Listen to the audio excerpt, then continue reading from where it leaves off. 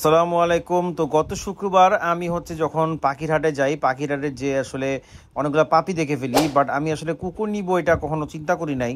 আর যদি নিয়েও আমি আসলে গার্ড পারপাসে নিব, তো ওইটা আসলে মানে মানে বাসায় যেমন কুকুর রাখা ভালো না, বাট এটা তো এখন বাচ্চা। So আমি যদি নেই তাকে আমার বাসায় রাখতে হবে, তো কিছুদিন বাসায় রেখে বড় করে তারপরে হয়তো আমি গার্ডিং পারপাসে ওকে রাখতে পারবো। হ্যালো গাইস, আসসালামু আলাইকুম। আমি সবসময় আপনাদেরকে স্বাগতম জানাই এবং আজকেও জানাচ্ছি।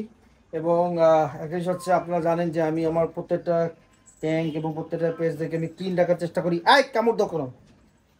তো প্রত্যেকটা প্লেট দেখে আমি ক্লিন রাখার চেষ্টা করি। সো ওকেও একটু ক্লিন করতে হবে। তো ওকে আমরা এখন গোসল করাবো চিকেন ফ্রি স্প্রে দিয়ে। এই যে এটা হচ্ছে বেঙ্গলের চিকেন ফ্রি স্প্রে। বাইরে নিলে আছে ওগুলো অনেক দাম বেশি, বাট এটা দাম কম, বাস এটা অ্যাকচুয়ালি অনেক ভালো, ঠিক আছে। সো এইটা হচ্ছে আমরা ইউজ করব এবং ওকে গোসল করাবো। ওকে। এই নোংরু, এই নোংরা কথাকার, এই এদিকে তাকাও, উপরে তাকাও, নোংরা একটা। এই যে নোংরা বাচ্চা, নোংরা বাচ্চা হচ্ছে এখন গোসল করাইতে হবে আজকে। দেখি চেহারা দেখি। হুম, খালি নোংরা, গায়ের মধ্যে ময়লা হয়েছে। আসো, এখন ওকে গোসল দেওয়ানো হবে। তোমার জন্য শ্যাম্পু কিনছি, দেখি। Show show. তো যেহেতু ছোট একটা বেবি ডগ, ওর বয়স মাত্র 1 মাস 5 দিন। তো ওকে আমরা একদম বালতির মধ্যে চুবায় চুবায় করাতে পারবো না, তাই অল্প অল্প করে হাত দিয়ে পানি দিয়ে যতটুকু কেয়ারফুলি সম্ভব করার চেষ্টা করছি। ও আসলে এতটাও নোংরা না যেরকম ভাবে আমি বলতেছিলাম। আসলে ওর গায়ে দু একটা টিক অ্যান্ড ফ্লি দেখেছি, যে কারণে আসলে মানে একদম মানে প্রিপারেশনটা নেওয়া। তো ওকে একদম পানি দিয়ে সুন্দর করে একটু ভিজানো হয়েছে, মাথা ভিজানো হয় নাই, শুধু শরীরটা।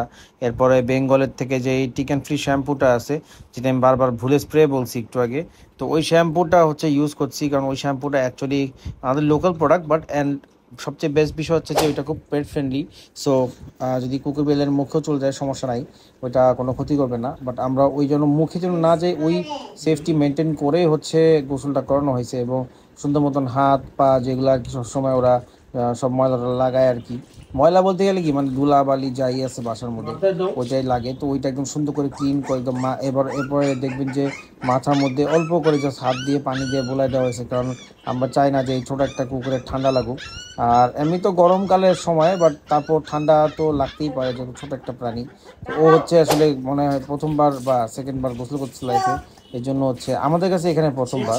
তো গোসল করতে ভয় পাচ্ছিল, একটু এদিক ওদিক ছোটাছুটি করতেছিল। ওকে সুন্দর করে শ্যাম্পু লাগানো হয়েছে একদম সুন্দর করে, 2-3টা টিক দেখছি বেরো হয়ে গেছে সুন্দর মতন, মাসাল্লাহ। তো এখন ওকে আমরা সুন্দর মতন, এখানে ওর জন্য একটা টাওয়াল আছে, ওই টাওয়াল দিয়ে ওকে মুছে যতটুকু শুকনা করে তারপর হেয়ার ড্রায়ার দিয়ে একদম একদম ফ্লাফি বানায় ফেলবো একদম সুন্দর মতন। একদম ফ্রেশ হয়ে গেছে, দেখতেই পারতেছেন। আর ও একদম প্যারা খেয়ে গেছে যে কি হলো এটা আমার সাথে, আমাকে পানির মধ্যে চুবাই দিল, এটা কোনো কথা? হ্যাঁ, ও টেনশনে চুপ করে গেছে, ভয় পেয়ে গেছে ওর সাথে কী হচ্ছে।